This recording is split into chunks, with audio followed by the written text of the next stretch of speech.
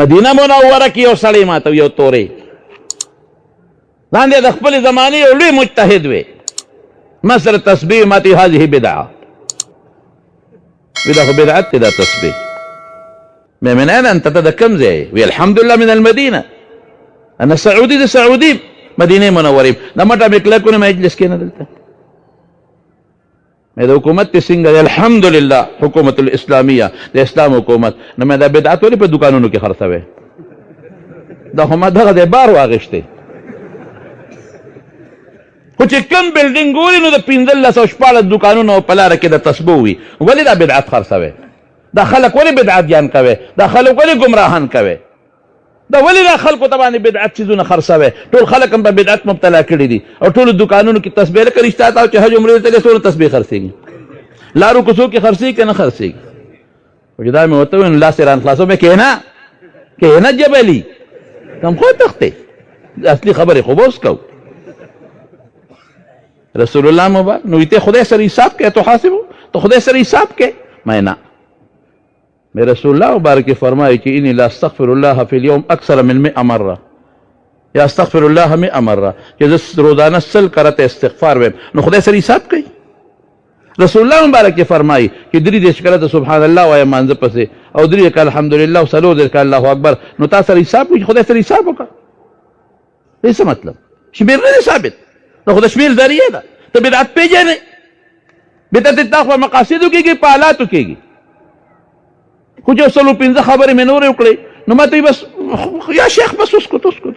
چپ بس خبر خلاص شو تسبیح بدعت چې تسبیح څوک نه اړوي اسم نن تسبو ځای موبایل نیولې خفه کېږه ما تسبو ځای موبایل ونیوه پخوا چې به دا مذکرې دي تسبیح دا مقصد نه دی دا د شمیر سبب او آله ده اے طالبانو خدای ته وګوره بدعت پیژنې که نه پیژنې په اسبابو باندې د بدعاتو اطلاق نه کېږي په وسایلو د بدعاتو اطلاق نه کېږي جومات له چې خلک لوډ سپیکر راوړي په څه نسبت یې راوړي ثواب دپاره که د عذاب دپاره راوړي ثواب دپاره نو وسیله شوه که نه نو په دې د بدعت اطلاق کوي نو پیغمبر په لوډ سپیکر بانګ ویلی دی چاته ویلی دی هغه زمانه کې نو تسبیح هغه زمانه کې نه وی که نه دا خوست بشینو نروتل اسباب آلات مقاصد باندې به د بدعت اطلاق کیږي دا خو ذرایع دا خو وسایل دي دا خو ته استعمالول شي دا مونږ بخاري مخکې وایو ترمذي وروسته وایه دا لومبی ټلی او دا دویمه ټلی او دا درېیمه ګنټه دا ترتیبي نظام هغه زمانه کې و صحابو رسول الله مبارک دا ترتیب خود چې سار به لومبی قرآن یادوي دویم نمبر به حدیث یادوي دریم نمبر به حدیث قدسی یادوي څلورم نمبر به منکرات یادوي دا و پکې نه دا ترتیبات د کوم ځای نه راغلل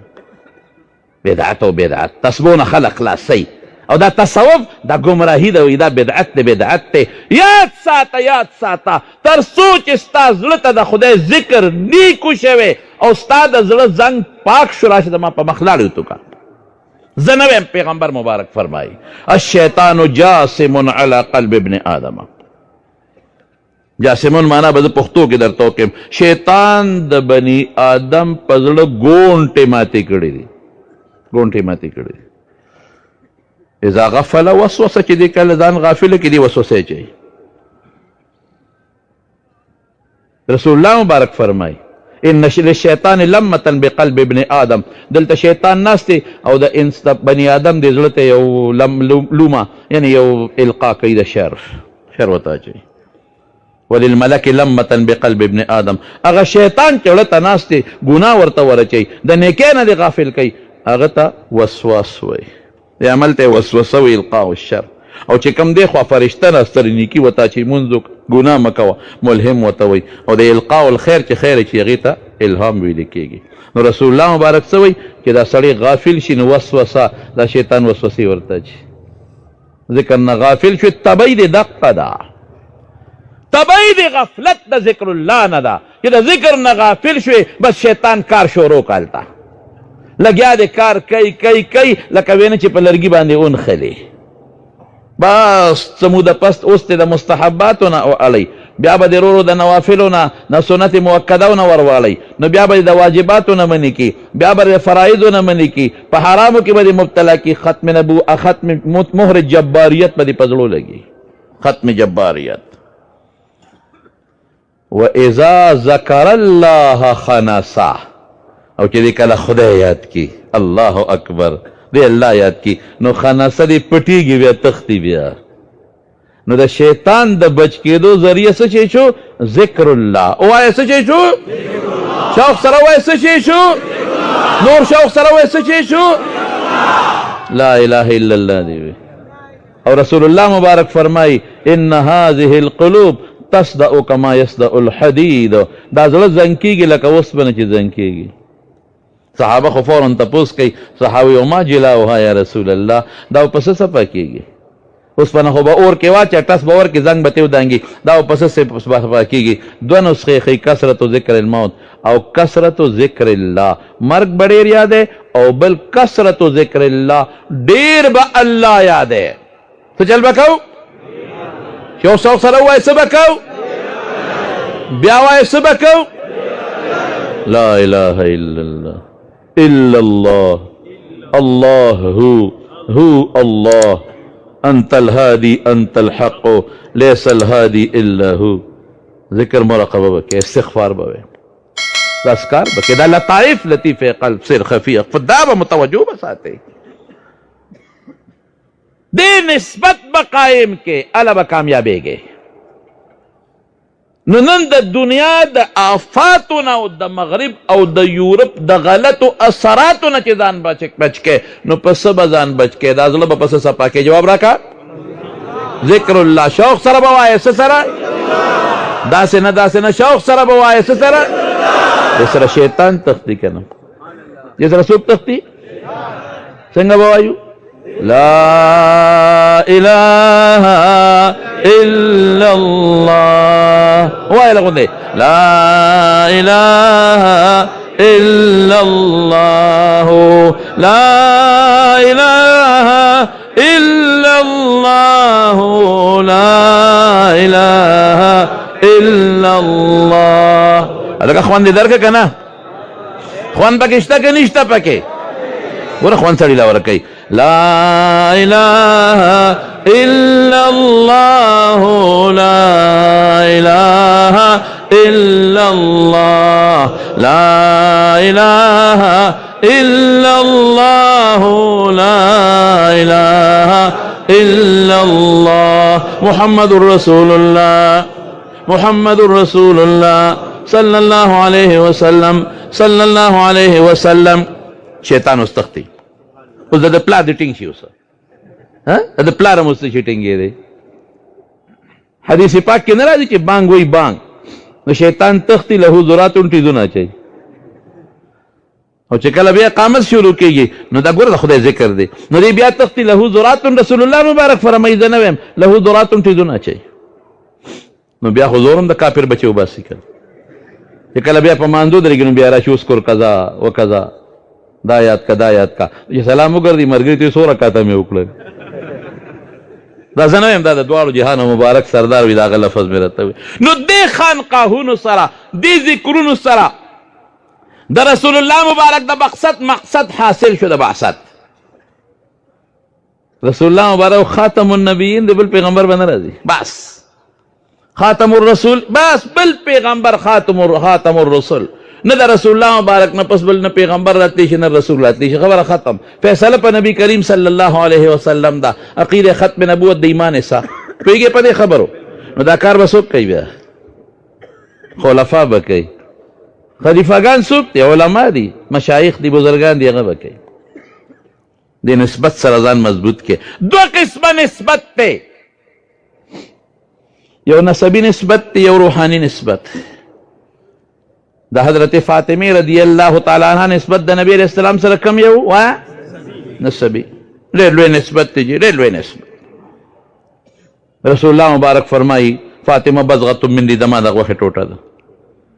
فمن احبها فقد احبني، چې هغې سره چا مینه وکړه ما سره یې مینه وکړه. ومن ابغضها فقد ابغضني، چې چا هغې سره بغض وکړه ما سره بغض وکړه. حضرت حسن او حضرت حسین رضی اللہ تعالی عنہما کم نسبت لري وایا نسبی کم لري رسول الله مبارک فرمایي د حسن او حسین سیدا شباب اهل الجنه د جنت د ځوانانو سرداران وي ډېر مضبوط نسبت دی ډېر قریبي نسبت خو ورسره روحاني نسبت هم دی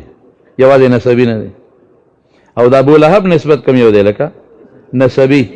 روحاني ورسره شته نو قرآن کې ورته خیري کېږي د ابو طالب نسبت کم یو دی الله عقل زما دلته کار نه کوي عقل وایي چې دا خو اسلام راوړی ښه به وه ځکه د رسول الله مبارک ډېر لوی خدمت یې کړی ورسره روحانیت نشته اسلام نشته ایمان نشته ختم انک لا تهدی من احببت د حضرت حمزه نسبت کم یو دی هم تره دی نسبی څه ورسره دی ایمان او روحاني کمال ته رسېږي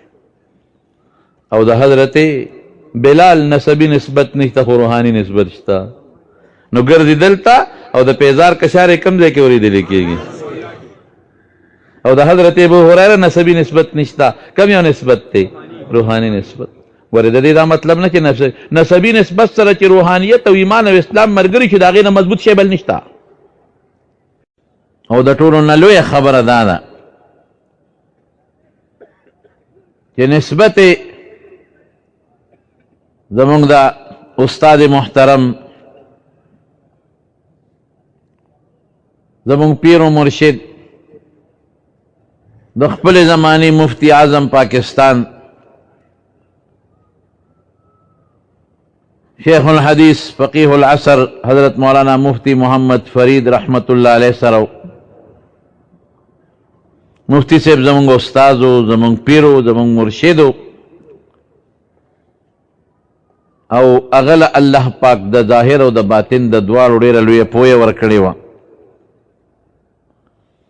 د دې نسبت هم هغې سره دی او د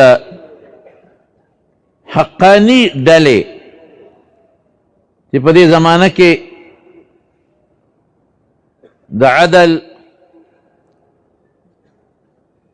او د حقانیت یو پیکر ډله ده د افراط و تفریط نه صفا او پاکه ډله د اهل السنت والجماعت حقیقي مصداق د علماء دیوبند په کړی او په صف کې شمار دی زه اکثر طالبانو ته ویمه چې بیعت ضروري دی د تصوف او د سلوک نسبت ډېره هم دی خو ګوره یاد ساته پیر صاحب دی وګوره چې د پیر صاحب عقیده دې څنګه ده لومبی دا سوچ وکړه دویم نمبر د پیر صاحب اعمال وګوره چې پیر صاحب عمل دې څنګه دی ظاهر څنګه دی باطن یې څنګه دی تقوی وګوره مجلس یې وګوره چې مجلس یې د الله د یری دی او که مجلس یې د غیبت دی عقیده غلطه او خرابه چې ورنږدې نه شي دا خو دې ډن کې غورځئ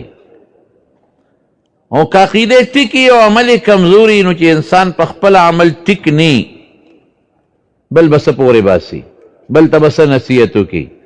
او که مجلس کې غیبت کېږي او مجلس ته ښځې راځي او زنانه ورته راځي او مجلس یې د غیبتونو ډکي او د علماو سره او د محدثین او د فقهاو سره د بغض او حسد نه زړه ډکي نو پام کوه چې دې بلا ته خو ورنږدې نه شي اذا كان الغراب دلیل قوم یمر بهم على جیف الکلاب شاعر وایي چې کارغه د قوم مشر شي نو کم خوا به خلک ګرځئ مردارو پسې نو د کارغه مشري مه غواړه د هغه چا ځان مرګري کا او د هغه چا صحبت اختیار کا چې د رسول الله مبارک د وینا مطابق د هغه مجلس کې کېنه والله درته یاد شي نو زم په دې رڼا په دې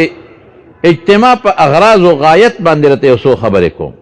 مولانا شکیل احمد صاحب خو زما دومره ډېر صفتونه وکړل چې ما یو په دې ځمکه نه نوځم ځان راته ملامت ښکاره شو مې خدای پاکه یو سړی په ونه کې ناست و سندرې وې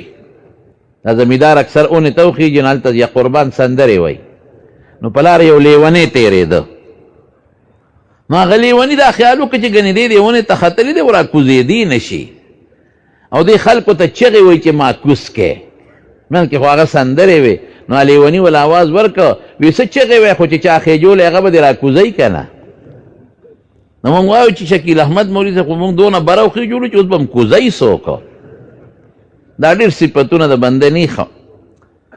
دا خو د خپل حسن ژوند دی خو ما کې دا یو صفت نشته زه خو یو طالب یم یو چڼی یم چڼی خو د دې اجتماع غرض څه دی دا تاسو دوه ورځې دلته راغواړي یو ماسپښین شروع شي په بل ماسپښین ختمه شي شپه هم دلته تېره کوي علما هم درته راغواړي مداحین او نعتخوانان هم درته راغواړي بیعتونه هم پکې وشي تقریرونه هم پکې وشي شپه هم پکې بیداره شي د دې مقصد څه دی د اجتماع د دې لوی غرض او لوی مقصد دا دی چې دی په یو لاره باندې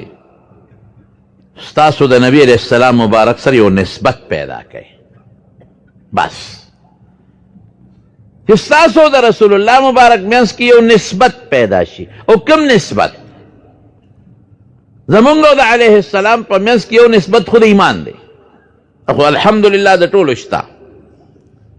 مونږ ځان ته مسلمانان وایو د مسلمانۍ لومبی قدم او د مسلمانۍ لومبی کړی چې ته په غاړه کې چې ادا دی چې وبوې اشهد ان لا اله الا الله د الله د وحدانیت د زړه نه به اذعان او یقین او کلک مضبوط یقین به وکړې او دویم نمبر بسی واشهد ان محمدا عبده ورسوله رسول الله مبارک به د الله عظیم بنده او د الله عظیم پیغمبر ومني دا خو زمونږ د ټولو شته الحمدلله بې د دې نه خو سړي ته مؤمن او مسلمان نه ویلې کېږي نو د رسول الله مبارک سره زمونږ نسبت چې زمونږ پیغمبر دی مونږ یې امتیان و الحمدلله خو زمونږ د ټولو شته لیکن دی په یو بله واسطه د رسول الله مبارک سره ستاسو نسبت مضبوطی دی مو په یو سلسله کې تړي هغه سلسله ته سلسله د تصوف وی هغه سلسله ته سلسله د تزکیه د باطن وی هغه سلسله ته سلسله داسې یو سلسله وی چې هغه د زړه سره تعلق لري هغه د زړه د صفایۍ سره تعلق لري نو په دې باندې سړی نبی علیہ السلام مبارک ته ډېر زیات نږدې کېږي او چې رسول الله مبارک ته په دې سلسله او په دې واسطه نږدې شوې نو دا د الله د قرب او د نږدېکت لوی ذریعه ده د حضور پاک سره نسبت د کمال شی دی دو خبرې درته عرض کوم یو دقه چې ستا د رسول الله مبارک سره نسبت پیدا شي او دویمه یو خبره به درته بل هم پکې ضمناً وکړم ابه دا وي دور ډېر عجیبه روان دی دور ډېر عجیبه دی اغیار لګېدلي دي په علماو پسې او په صوفیاو پسې او په پټکو پسې او په ګیرو پسې او په اوږدو جامو پسې